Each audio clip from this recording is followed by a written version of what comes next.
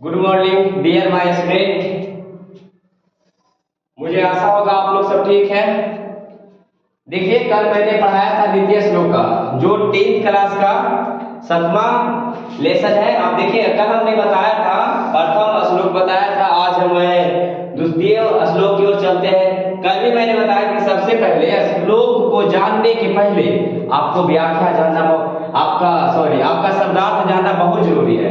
जब तक आप इस शब्दार्थ को नहीं जानिएगा, जब तक आप संस्कृत से हिंदी नहीं कर पाइएगा। संस्कृत से हिंदी करने के लिए सबसे पहले आपको शब्दार्थ याद करना होगा। अगर अच्छी प्रकार से आपको शब्दार्थ याद है तो मुझे आशा होगी या आपको खुद इतना विश्वास हो जाएगा कि आप ये श्लोक को बहुत अच्छा से समझ लेंगे और बहुत अच्छा से खुद से हिंदी कर लेंगे। जब तक आपको शब्दार्थ याद नहीं, जब तक आप कुछ नहीं कर सकते हैं, हम भी आपको कुछ कर नहीं सकते। इसलिए शब्दार्थ पर ध्यान से देखिएगा और याद करने की कोशिश करिएगा। देखिएगा, बोलता है कि तत्वज्ञ क्या है बाबू? तत्वज्ञ मतलब होता है आत्मा। क्या होता है? आत्मा। तत्वज्ञ मतलब होता है आत्मा, होता है सर्व। सर्व मतलब होता है सभी। सर्व मतलब क्या होता है? सभी। भूताना मतलब होता है जीवों का रहस्य। क्या होता है? जीवों का रहस्य। फिर से देखिएगा, बोलता है तत्वज्ञ मतलब आत्मा होता है, सर्व मतलब सभी होता है, भूताना मतलब जीवों का रहस्य होता है, योग्य तो जी बाबू क्या है? योग्य। योग्य मतलब होता है योग। क्या होता है? योग होता है कर्म नाम। क्या है? कर्म नाम। कर्म नाम मतलब होता है कर्मों पर। क्या होता है? कर्मों पर। पंडित। पंडित मतलब होता है ज्ञानी। पंडित मतलब क्या होता है? ज्ञानी। उचिते मतलब कहा जाता है। उचिते मतलब क्या होता है? कहा जाता है। देखिए, कई ऐसा शब्दार्थ है जो बार बार श्लोक में पूछा है, जैसे उचिते, पंडित, ठीक है, और मनुष्याना, नर, ये सब इजी शब्दार्थ है, इसीलिए मैंने नहीं लिखा है। ठीक है, देखिएगा, क्योंकि प्रत्येक श्लोक में आपको आता है। फिर से एक बार प्रयास करिएगा। तत्वज्ञ। तत्वज्ञ मतलब आत्मा होता है। क्या होता है? आत्मा। सर्वभूताना मतलब सभी के रहस्य को जानने वाला। योग्य मतलब योग होता है। कर्म नामा मतलब कर्मों पर। पंडिता मतलब ज्ञानी। उचिते मतलब कहा जाता है। ठीक है, आपका शब्दार्थ हो गया। देखिएगा, इसका हिंदी समझने का प्रयास करेंगे। क्या करेंगे? हिंदी समझने का प्रयास करेंगे।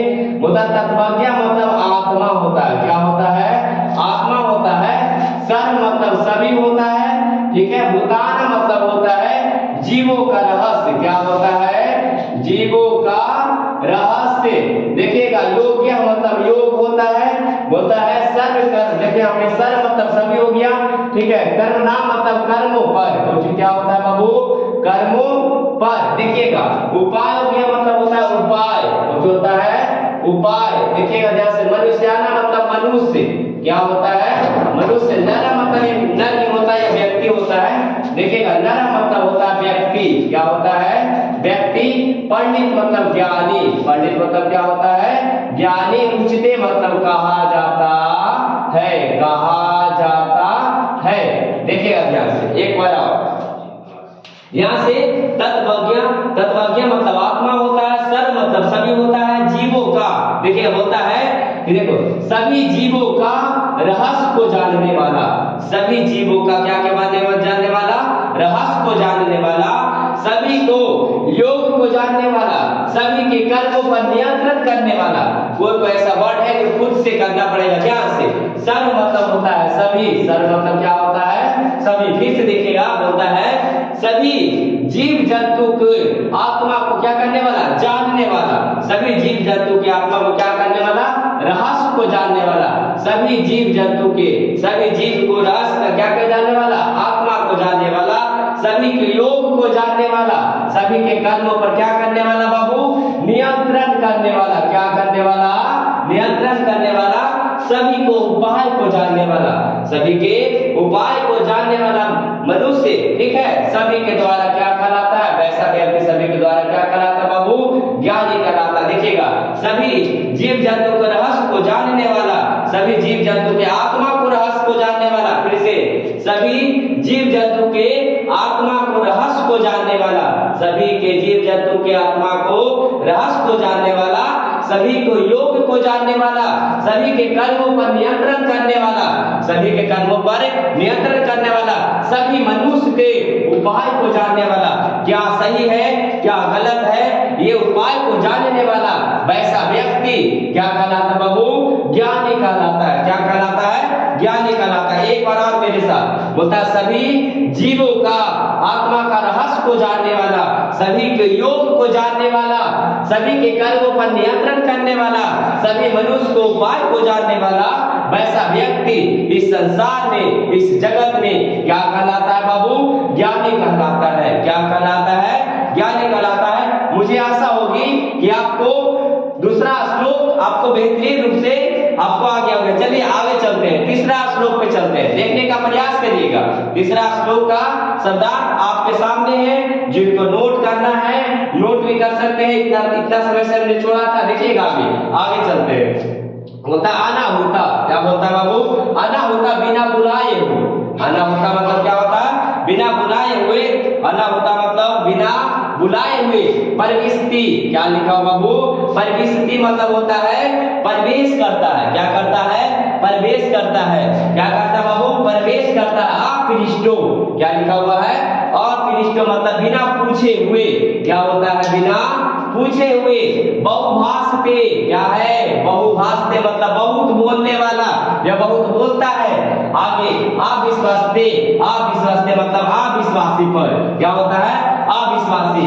बोलता है अविश्वासी, यहाँ पे देखिएगा विश्वासी भी लिखा हुआ है। विश्वासी मतलब विश्वास करता है। क्या होता है, विश्वास करता है। होता है मूढ़ चेता मतलब मूर्ख के समान। क्या होता है, मूर्ख के समान। नराधमा, क्या है, नराधमा मतलब नरों में नीच। नरों में क्या होता है, नीच। फिर से देखिएगा, अनाहुता मतलब बिना बुलाए हुए। अनाहुता मतलब बिना बुलाए हुए। प्रविष्टि मतलब प्रवेश करता है। क्या करता है, प्रवेश करता है। अपृष्टो, अपृष्टो बिना पूछे हुए। क्या होता है, बिना पूछे हुए। बहुभाषते मतलब बहुत बोलता है। क्या करता है, बहुत बोलता है।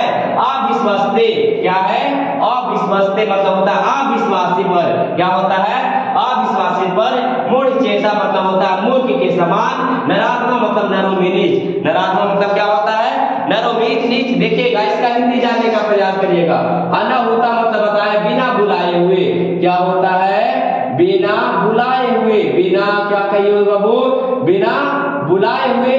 प्रविष्टि मतलब कुछ करता है, प्रवेश करता है। क्या करता है, प्रवेश करता है। अपृष्टे बिना पूछे हुए। क्या होता है, बिना क्या किए हुए, पूछे हुए। बिना पूछे हुए। देखिएगा, बहुभाषते मतलब बहुत बोलता है। क्या करता है, बहुत बोलता है। बहुत क्या करता है, बोलता है। अविश्वासते मतलब होता है अविश्वासी। कुछ होता है अविश्वासी, अविश्वासी। विश्वासी मतलब विश्वास। क्या होता है, विश्वास। देखिएगा, मूढ़ चेता मतलब मूर्ख के समान। क्या होता है, मूर्ख के समान। आगे देखिएगा, नराधम मतलब नरों में नीच। नरों में क्या होता है, नीच। नरों में क्या होता है, नीच। आगे देखिएगा ध्यान से, यह श्लोक यही कहना चाहते हैं वैसा व्यक्ति। बताइए, आपको अगर निमंत्रण नहीं मिले, अगर आपको निमंत्रण नहीं मिले, बिना निमंत्रण के आप किसी यहाँ चल जाइएगा तो आपसे बड़ा कोई मूर्ख इस संसार में होने वाला नहीं है। अब 10 आदमी बैठा हुआ है, 10 आदमी बैठ के बात कर रहा है, बीच में जाके बिना पूछे बोलने लगा, बहुत बोलने लगा, तो क्या ये उचित है? नहीं है। आपसे मतलब मूर्ख है, आपसे नरों में नीच इस संसार में आपसे कोई नहीं है। इसीलिए कहूं पे जाइए तो निमंत्रण दिया जाए तो जाइए। अभी अब बड़े लोग बैठे हुए हैं, वहां पे जाके अपने मन से बकने लगे, बोलने लगे, तो क्या होगा? हमें क्या समझेंगे लोग? बोलेंगे कोई संस्कार इसके प्रति नहीं है। इसलिए बोलते हैं कि देखिए, वैसे हे महाराज, कौन कह रहे हैं यहाँ विदुर जी, ठीक है, धृतराष्ट्र जी को समझाते हुए कहते हैं। कौन ये श्लोक बोल रहे हैं? विदुर जी बोल रहे हैं धृतराष्ट्र जी को समझाते हुए कि हे महाराज, वैसा व्यक्ति जो बिना पूछे हुए ना, बिना बुलाए हुए क्या करता है, घर में प्रवेश करता है। वैसा व्यक्ति जो बिना बुलाए हुए क्या करता है, प्रवेश करता है। बिना पूछे बहुत बोलता है, बिना पूछे कुछ करता है, बहुत बोलता है। और अविश्वासी बातों पर क्या करता है, विश्वास करता है। अब बताइए, विश्वास लायक बात रहबे न करे, अब हम बोल दिए कि अभी आते समय शंकर जी मिले हमको, बताइए, अब शंकर जी मिले तो कैसे मिल सकते हैं? संभव है? हाँ, लोग विश्वास ही कर ले कि अरे शंकर जी अपने मिल के नहीं। अब वहां पे जाकर खोज रहे हैं कि शंकर जी हमको मिल जाएंगे, हमको मिल जाएंगे। संभव है? नहीं संभव है। ठीक है, और वही बात लोग विश्वास कर दिया, तो क्या उससे बड़ा कोई मूर्ख है? कोई मूर्ख नहीं हो सकता। क्योंकि अविश्वासी पर जो विश्वास ही नहीं बात है, उसमें विश्वास कर लेगा लोग, तो उससे पागल कोई है नहीं है। बात समझे? अब बिना बुलाए और बिना निमंत्रण दिए हुए प्रवेश को कर जाएगा घर में। बताइए शादी हमको यहाँ बोलेंगे नहीं किए, वो आ गया, हाँ वो तो आ गया, हम तो कुछ बोलेंगे, लेकिन कहीं ना कहीं हमको लगेगा कि देखिए ना बोलने तो ये कुछ हो गया, चल बस ना रही है, ठीक है। यही बोलता है अब बिना पूछे बहुत बोलने लगा, उस लोग को दिक्कत है। सब बात को देखिएगा, यही हम कहना चाह रहे हैं कि वैसा व्यक्ति जो बिना बुलाए हुए क्या करता है, प्रवेश करता है, बिना पूछे हुए बहुत कुछ करता है, बोलता है, और आप विश्वासी पर क्या करता है, विश्वास करता है, ठीक है। वैसा व्यक्ति क्या में मूर्ख के समान कहलाता है, और नरों में क्या कहलाता है, नीच कहलाता है। नरों में क्या कहलाता है, नीच कहलाता है। क्योंकि देखिएगा वैसा व्यक्ति जो, क्योंकि एक आदमी का अपना एक इज्जत होता है, एक प्रतिष्ठा होता है, ठीक है, जो आत्मसम्मान होता है वो बचा के रखना होता है।